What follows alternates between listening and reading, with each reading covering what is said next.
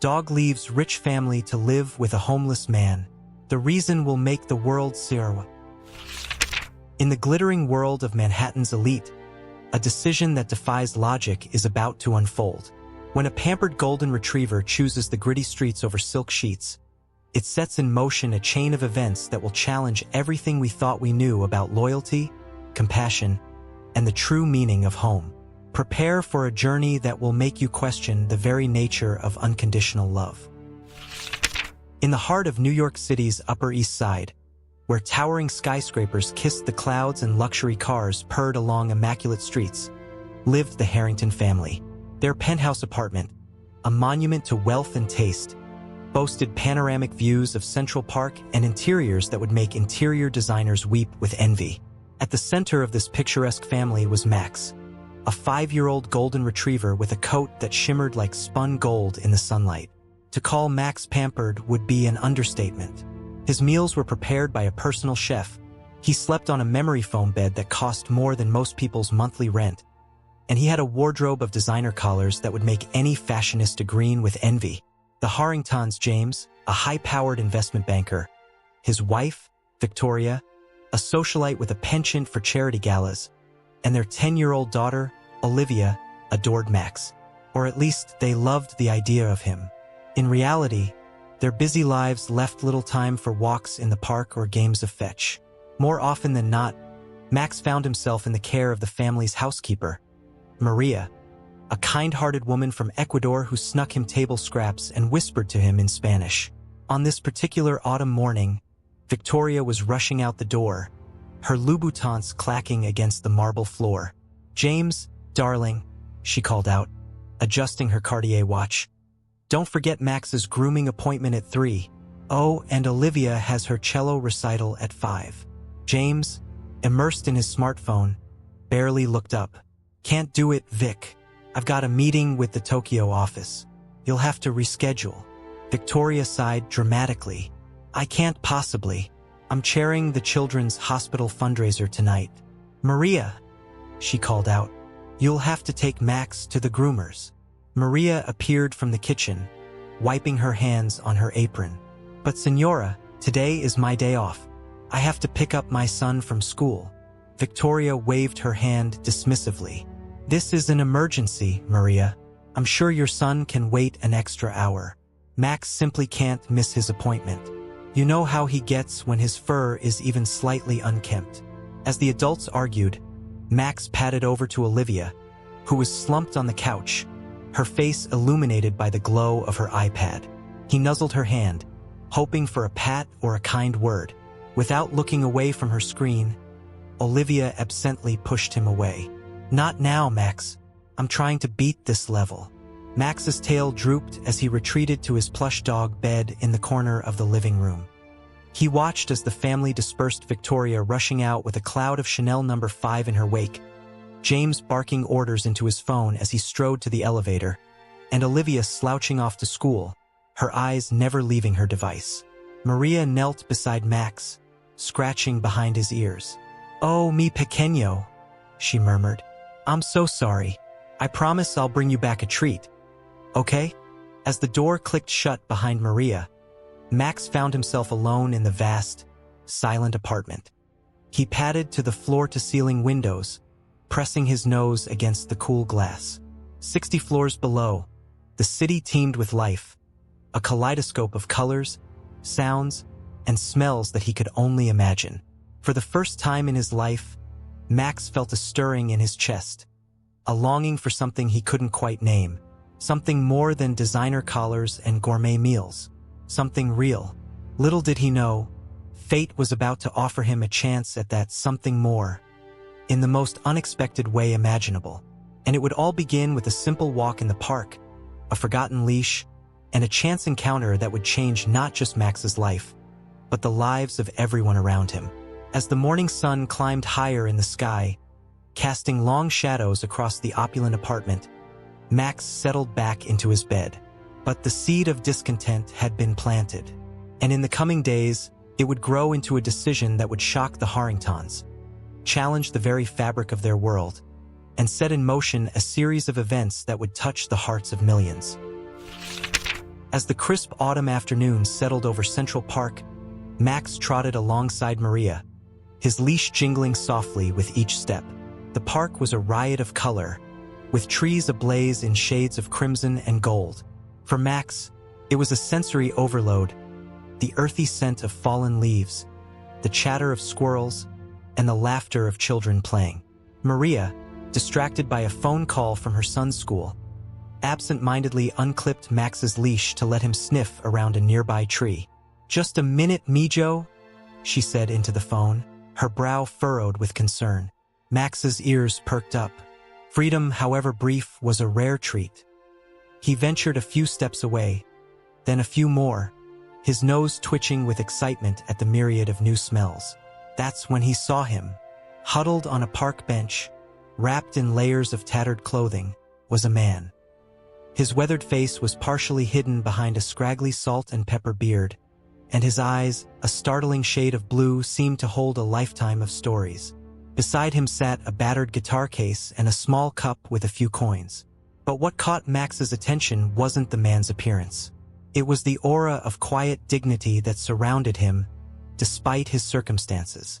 And there was something else, a faint, familiar scent that tugged at Max's memory.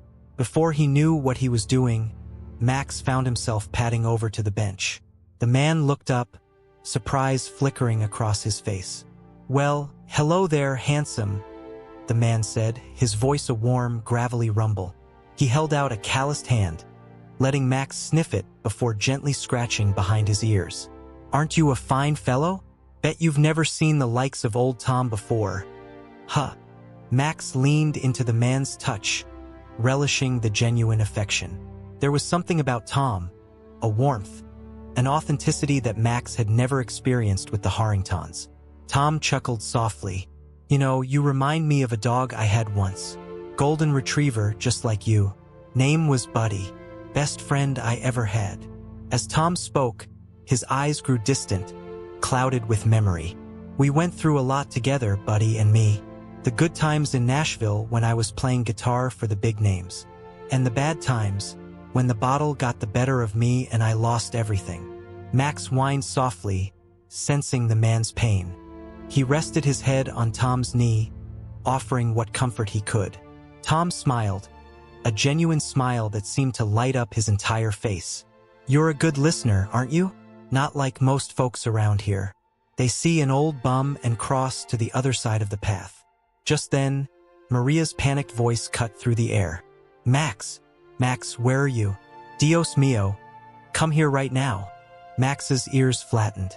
He knew he should go back, knew that this brief moment of connection was coming to an end. But something inside him rebelled at the thought. Tom gave him a gentle push. "Better get going, boy. Don't want to worry your people." Reluctantly, Max turned back towards Maria's voice. But as he trotted away, he couldn't shake the feeling that something significant had just happened. He'd glimpsed a world beyond designer collars and marble floors. A world where love wasn't measured in the price of a dog bed, but in the warmth of a simple touch. As Maria clipped the leash back on, scolding him in rapid-fire Spanish, Max cast one last look over his shoulder. Tom was watching him go, a wistful smile on his face. Their eyes met for a brief moment, and Max felt a connection he couldn't explain. Little did he know, this chance encounter would be the first domino in a series of events that would change not just his life, but the lives of everyone around him. As they left the park, heading back to the glittering world of the Upper East Side, Max carried with him a seed of discontent and the faintest whisper of a choice he never knew he had. The stage was set, the players were in place, and in the days to come, a story of loyalty, sacrifice, and unconditional love would unfold. One that would captivate millions and challenge everything they thought they knew about the bond between humans and their four-legged companions. The following days unfolded in a blur of luxury and neglect for Max. The Harrington household bustled with its usual frenetic energy. James buried in conference calls, Victoria flitting between charity luncheons and spa appointments, and Olivia lost in her virtual world of social media and online games. Max found himself increasingly restless, pacing the expansive penthouse, his nails clicking against the Italian marble floors. The memory of Tom, the homeless man in the park, lingered in his mind like a half-remembered dream. The genuine warmth of Tom's touch, the soulful timbre of his voice, it all stood in stark contrast to the sterile affection he received at home. One evening, as the family gathered for a rare dinner together, Max lay by Olivia's feet, hoping for a scrap or even just a gentle pat. But Olivia was too engrossed in her phone, giggling at some video. "Olivia, please put that away while we're eating," Victoria chided, not looking up from her own device where she was scrolling through emails. James cleared his throat. "Speaking of phones, I've got some exciting news. The Tokyo deal is almost finalized. If all goes well, we'll be spending Christmas in Aspen this year." Victoria clapped her hands in delight. "Oh, darling, that's wonderful. I'll start planning the wardrobe. Olivia, we'll need to get you new ski gear." Olivia finally looked up. "Can't I just stay home? Aspen is boring." "Don't be ridiculous," Victoria scoffed. "The Blakely Winters will be there. Their daughter Chloe has become quite the young socialite. It would be good for you to make connections." As the conversation devolved into an argument about social obligations and family expectations, Max felt a familiar pang of loneliness. He slunk away from the table unnoticed and made his way to the floor-to-ceiling windows. The city sprawled before him, a glittering tapestry of lights and shadows. Somewhere out there, beyond the manicured perfection of the Upper East Side, was a world Max had only glimpsed. A world where a man with nothing could offer more genuine affection than those who had everything. Max's reverie was interrupted by Maria's gentle hand on his back. "What's wrong, mi amor?" she whispered, kneeling beside him. "You've been so sad lately." Max leaned into her touch, grateful for the simple kindness. Maria had always been the one constant in his life, the one person who seemed to truly see him. Maria said softly, her eyes misty with memory. "Back in Ecuador, we had a dog. Not fancy like you, just a mutt from the streets. But oh, how he loved us. He didn't have a fancy bed or gourmet food, but he had a family who adored him. Sometimes I think that's all any of us really need." As if on cue, Victoria's sharp voice cut through the moment. "Maria, we're ready for dessert. And don't forget Max's evening supplements. The vet says they're crucial for his coat." Maria sighed, giving Max one last pat before returning to her duties. Max watched her go, a plan forming in his mind. He didn't fully understand it yet, but he knew one thing: he needed to see Tom again. That night, as the Harringtons slept in their silk sheets and Max lay in his plush bed, he made a decision. Tomorrow, somehow, he would find a way back to the park. Back to Tom. Back to that feeling of genuine connection he'd experienced so briefly. Little did Max know, his simple decision would set in motion a chain of events that would not only change his life but touch the hearts of millions. As the city slept, fate was weaving its intricate web, bringing together unlikely allies and setting the stage for a tale of loyalty, sacrifice, and the true meaning of home. In the quiet of the night, with the distant hum of the city as his lullaby, Max drifted off to sleep. His dreams were filled with the scent of fallen leaves, the gentle strum of a guitar, and the warmth of a kind touch. Tomorrow, he thought, tomorrow everything would change. The next morning dawned bright and clear, a perfect New York autumn day. The Harrington household was in its usual state of controlled chaos. James rushing out for an early meeting, Victoria preparing for a charity board meeting, and Olivia sluggishly getting ready for school. Max watched it all with newfound determination in his eyes. Today was the day. He had to find a way back to the park, back to Tom. As luck would have it, an opportunity presented itself sooner than he expected. "Maria," Victoria called out, slipping on her Louboutins. "I need you to take Max for his morning walk. I have a last-minute hair appointment before my meeting." Maria appeared, looking flustered.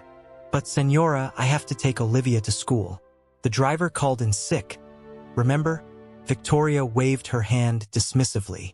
"Then take Max with you. You can drop Olivia off and then take him to the park. Just make sure he's back in time for his afternoon grooming." And just like that, Max found himself in the back seat of the Harringtons' Mercedes, sitting next to a sullen Olivia who was, as usual, glued to her phone. As they pulled up to Olivia's prestigious private school, Max's heart began to race. This was his chance. While Maria was distracted helping Olivia out of the car, Max saw his opening. With a quick glance to make sure no one was watching, he slipped out of the open car door and darted away. "Max! Max! Come back!" Maria's panicked voice faded as Max ran, his paws carrying him swiftly down the bustling New York streets. He dodged between pedestrians, narrowly avoided taxis, and even dashed through a cafe, leaving a wake of startled patrons in his path. For the first time in his life, Max felt truly alive. The wind in his fur, the cacophony of city sounds, the myriad of new smells. It was overwhelming and exhilarating all at once. But he had a mission. He needed to find Central Park, to find Tom. After what seemed like hours of running, guided by instinct and the faint memory of sense, Max finally saw the welcoming green expanse of Central Park. His heart soared as he bounded into the park, his eyes scanning frantically for the familiar figure of Tom. But the park was vast, and Tom was nowhere to be seen. Max's initial excitement began to wane, replaced by a growing sense of panic. He was lost, alone in a world far bigger and more frightening than he had ever imagined. As the day wore on, Max's pristine golden coat became matted and dirty. His paws, used to the softness of plush carpets, grew sore from the rough pavement. Hunger gnawed at his belly, a sensation he had never truly experienced before. People passed by, some cooing at the sight of the beautiful but clearly lost dog, others hurrying past without a second glance. A few tried to approach him, but Max, overwhelmed and scared, shied away. As evening approached, the park began to empty. The temperature dropped, and Max found himself shivering, huddled beneath a park bench. The reality of his situation began to sink in. He was lost, hungry, and alone. For the first time, he wondered if he had made a terrible mistake. Just as despair was about to overwhelm him, a familiar scent caught his attention. Could it be? Max's ears perked up, his nose twitching frantically. And then he heard it, the soft strumming of a guitar and a gravelly voice humming a melancholy tune. With renewed energy, Max scrambled out from under the bench and raced towards the sound. And there, sitting on the same bench as before, was Tom. The old man's eyes widened in surprise as Max bounded up to him, tail wagging furiously. "Well, I'll be," Tom chuckled, reaching out to scratch behind Max's ears. "Didn't expect to see you again, especially not like this. What happened to you, boy?" Max whined softly, pressing closer to Tom's leg. For the first time since leaving the Harringtons' penthouse, he felt safe. Tom's eyes softened with understanding. "Ah, I see. You ran away, didn't you? Looking for something more than fancy collars and gourmet dog food." He sighed, looking out at the darkening park. "Well, can't say I blame you. Sometimes we all need to break free, find out what really matters." As night fell over Central Park, an unlikely pair sat together on a worn park bench. A homeless man with a battered guitar and a golden retriever with a diamond-studded collar. Neither knew what the future held, but in that moment, they had found a connection that transcended their vastly different worlds. Little did they know, their story was just beginning, a tale that would captivate the city, challenge perceptions, and remind everyone of the true meaning of loyalty and love. As dawn broke over New York City, two very different scenes unfolded simultaneously. In the Harringtons' penthouse, chaos reigned. Victoria paced the living room, her perfectly manicured nails digging into her palms. How could this happen? He's a dog. For heaven's sake, dogs don't just disappear. James, for once not engrossed in his phone, ran his hands through his hair. "I've called every vet and shelter in Manhattan. Nothing." Olivia sat curled up on the couch, her iPad forgotten beside her. For the first time in months, real emotion showed on her face, a mixture of guilt and worry. "It's my fault," she whispered. "I should have been paying attention when we got out of the car." Maria stood in the corner, tears streaming down her face as she muttered prayers in Spanish. The normally immaculate apartment was strewn with Max's toys and half-eaten treats, desperate attempts to lure him home. Meanwhile, in a quiet corner of Central Park, Max awoke to the gentle strumming of a guitar. He blinked, momentarily disoriented by the lack of Egyptian cotton sheets beneath him. Instead, he found himself curled up next to Tom on a bed of cardboard and newspaper. "Morning, buddy," Tom said softly, his calloused fingers never stopping their dance across the guitar strings. "Sleep well." Max yawned and stretched, surprised to find that despite the hard ground, he felt more rested than he had in years. There was something about the open air, the earthly smells, and Tom's comforting presence that felt right. Tom reached into a worn backpack and pulled out a slightly squashed sandwich. "It ain't no gourmet meal, but it'll fill your belly," he said, tearing off a piece and offering it to Max. Max sniffed the offering cautiously. It smelled nothing like the carefully prepared meals he was used to, but his empty stomach growled insistently. He took the bread gently from Tom's hand, savoring the simple but satisfying taste. As they shared their meager breakfast, Tom began to talk. His voice was low and melodious, punctuated by occasional strums of his guitar.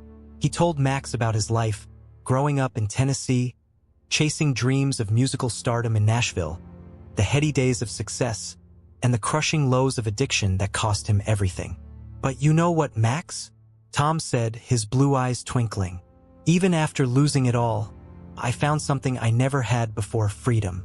No more pretending, no more keeping up appearances. Just me, my guitar, and the open sky." Max listened intently, his head tilted to one side. He might not understand every word, but he felt the emotion behind them. The honesty, the raw vulnerability. It was unlike anything he'd experienced in the Harrington household. As the morning wore on, Tom packed up his meager belongings. "Time to make our daily bread, buddy," he said with a wink. They made their way to Tom's usual spot near a busy park entrance. What happened next surprised them both. As Tom began to play, his weathered voice carrying across the crisp autumn air, people started to stop. It wasn't unusual for Tom to draw a small crowd, but this was different. People weren't just pausing to listen. They were staying, captivated by the unusual sight of the scruffy homeless man and the clearly well-bred golden retriever. A young woman approached, her eyes wide. Is that Max? The missing dog from the Upper East Side?" Tom's fingers faltered on the strings. "Missing dog?"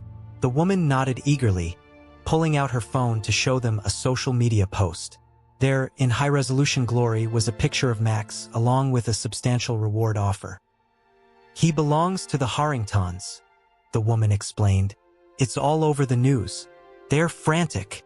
Tom looked down at Max, who gazed back at him with trusting eyes. A complex mix of emotions crossed the old man's face: understanding, sadness, and a flicker of something that might have been hope. "Well, Max," Tom said softly, reaching down to ruffle the dog's ears, "looks like we've stirred up quite a storm, haven't we?"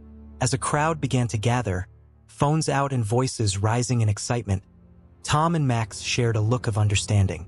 Their adventure was far from over. In fact, it was about to take a turn neither of them could have anticipated. The stage was set for a confrontation that would challenge the very notions of ownership, loyalty, and what it truly means to belong. As the autumn sun climbed higher in the sky, casting long shadows across the park, Tom and Max found themselves at the center of a story that was about to capture the heart of New York City and beyond. By noon, Central Park had transformed into a media circus. News vans lined the nearby streets, their satellite dishes reaching towards the sky like metal trees. Reporters jostled for position, each vying for the best angle on the most unexpected story of the year. "This is Christine Chen, reporting live from Central Park," one reporter announced, her voice crackling with excitement. "Behind me, you can see Max, the golden retriever who has captured the heart of New York City. The dog, belonging to the prominent Harrington family, has been found in the most unlikely of circumstances, in the company of a homeless man known only as Tom." Social media exploded with the news. Hashtag Max and Tom trended worldwide, with millions sharing their thoughts on the unusual pair. Video clips of Tom playing his guitar with Max faithfully by his side went viral, touching hearts across the globe.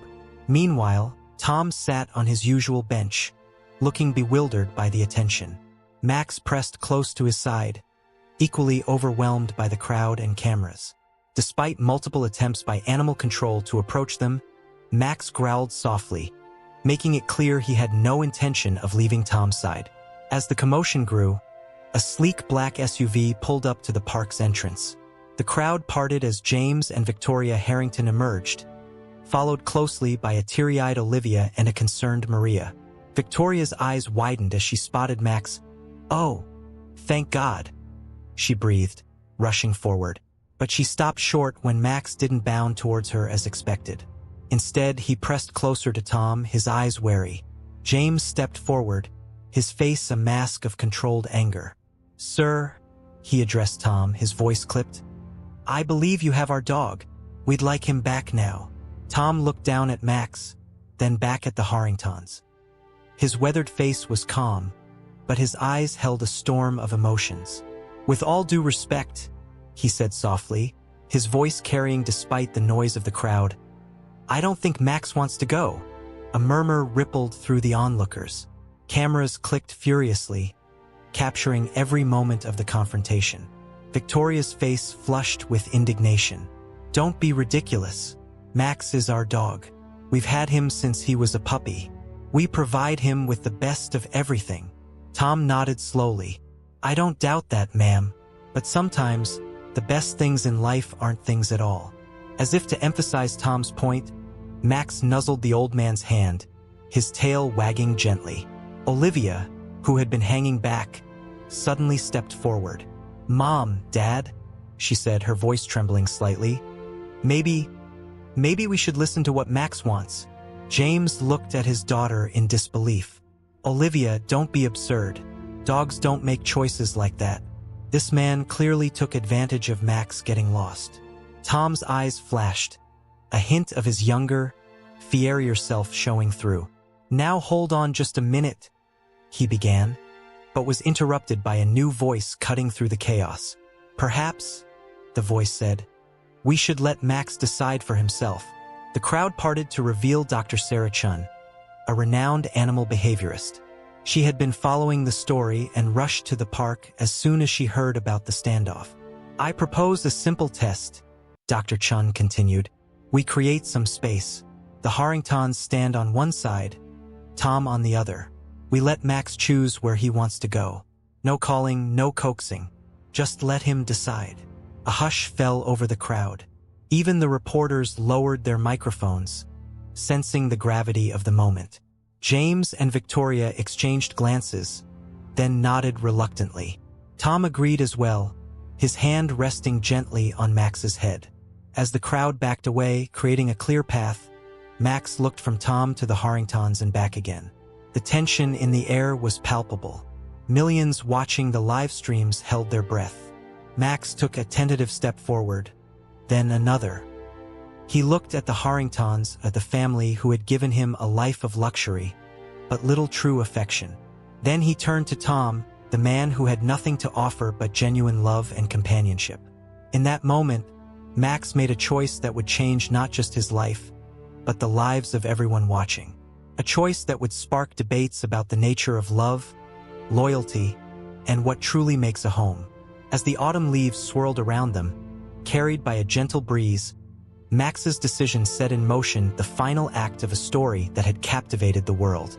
An unlikely tale of a pampered pooch and a homeless musician that was about to reach its extraordinary conclusion. The world seemed to hold its breath as Max stood at the crossroads of his life. On one side, the Harringtons, symbols of wealth, status, and the life he had always known. On the other, Tom, a man with nothing to his name but a battered guitar and a heart full of genuine affection.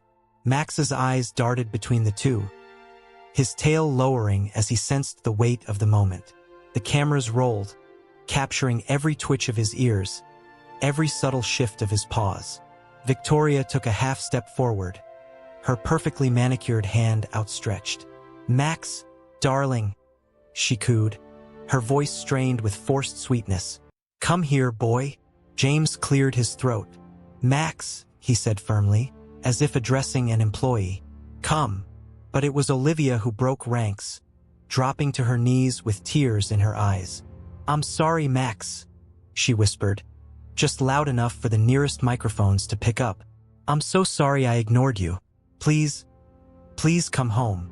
On the other side, Tom remained silent. He simply knelt down, his weathered hands resting on his knees, his blue eyes filled with a mixture of hope and resignation. Max took a tentative step towards the Harringtons. A gasp rippled through the crowd. Victoria's face lit up with triumph, while Tom's shoulders sagged almost imperceptibly. But then Max stopped. He turned his head, looking back at Tom. In that moment, something passed between them, an understanding that transcended words. With a sudden burst of energy, Max bounded across the open space. But he didn't stop at Tom. Instead, he grabbed the sleeve of Tom's tattered jacket in his mouth and tugged, looking back at the Harringtons with an unmistakable message in his eyes. The crowd erupted in a mixture of cheers, gasps, and confused murmurs. Dr. Chun stepped forward, her face alight with professional fascination. "Well," she said, loud enough for everyone to hear, "I believe Max has made his choice, but it's not as simple as choosing one over the other. He's asking for both." Tom looked down at Max, then up at the Harringtons, his face a canvas of conflicting emotions. "I think," he said slowly, his voice rough with unshed tears, "this little fella is smarter than all of us put together." James, his usual composure shattered, ran a hand through his hair. What does this mean?"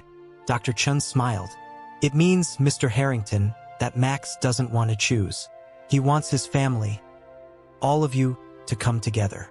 Victoria's mouth opened and closed soundlessly, her perfectly curated worldview crumbling around her. Olivia, however, scrambled to her feet and rushed over to Max and Tom. "Can we, Dad?" she pleaded, her hand instinctively reaching out to scratch Max behind the ears. "Can we help Tom? Maybe he could work for us? Take care of Max." The crowd held its collective breath. Millions watching online leaned closer to their screens. In that moment, the Harringtons faced a choice of their own, one that would define not just their family, but spark a national conversation about compassion, redemption, and the true meaning of wealth. James looked at his wife, then at his daughter kneeling beside the homeless man and their dog. Something shifted in his eyes, a realization, perhaps, of what truly mattered. "Tom," he said, his voice cracking slightly, I think we have a lot to talk about." As James took a step forward, extending his hand to Tom, the crowd erupted in cheers. Reporters scrambled to capture the moment, knowing they were witnessing something truly extraordinary. In the midst of it all, Max sat contentedly between Tom and Olivia, his tail wagging gently. He might not have understood the intricacies of what was happening, but he knew one thing for certain: his family was whole at last. The story of Max, Tom, and the Harringtons was far from over. In fact, it was about to take a turn that would inspire millions and change lives far beyond the confines of New York City. As the autumn sun began to set over Central Park, casting a golden glow over the unlikely group, the final chapter of their incredible journey was about to unfold. In the weeks that followed, the story of Max, Tom, and the Harringtons continued to captivate the nation. What had begun as a simple tale of a lost dog had blossomed into a powerful narrative about second chances, the true meaning of family, and the transformative power of compassion. True to their word, the Harringtons opened their home and their hearts to Tom. It wasn't an easy transition by any means. The culture shock of moving from park benches to a penthouse was immense for Tom, while the Harringtons grappled with adjusting their lifestyle and worldview. Victoria, initially the most resistant, found herself unexpectedly moved by Tom's stories of his past life as a musician. She began to use her social connections not just for charity galas, but to organize benefit concerts featuring Tom and other talented but overlooked street performers. James, ever the businessman, saw an opportunity not just for good PR, but for genuine change. He established a foundation aimed at providing job training and housing assistance for the homeless, with Tom as its first success story and eventual spokesperson. Olivia flourished in the presence of Tom's warmth and Max's renewed energy. She spent less time on her devices and more time learning guitar from Tom, her laughter ringing through the penthouse as she fumbled through chords. But it was Max who truly thrived. With Tom now a permanent fixture in the household, Max enjoyed the best of both worlds, the comfort and security of his former life, combined with the genuine affection and adventures that Tom brought. His days were filled with long walks in the park, impromptu music sessions in the living room, and the joyous chaos of a truly united family. The media couldn't get enough of the heartwarming story. Talk shows clamored for interviews, documentarians followed the family's journey, and social media buzzed with updates. Hashtag Max and Tom evolved into hashtag Harrington Family, becoming a symbol of hope and redemption. One crisp autumn evening, about a month after the Central Park incident, the Harringtons hosted a small gathering on their rooftop terrace. As the sun set over the Manhattan skyline, painting the sky in hues of orange and pink, Tom stood up, guitar in hand. "I'd like to play something for you all," he said, his voice strong and clear, a far cry from the hesitant mumble of weeks past. It's a new song, inspired by a golden-hearted dog and the family he brought together. As Tom's fingers danced across the strings, his soulful voice carried across the terrace. He sang of second chances, of finding home in unexpected places, and of the love that can flourish when we open our hearts to those different from ourselves. Max sat at Tom's feet, his tail gently thumping against the floor in time with the music. Victoria and James stood hand in hand, tears glistening in their eyes. Olivia leaned against her mother, a contented smile on her face.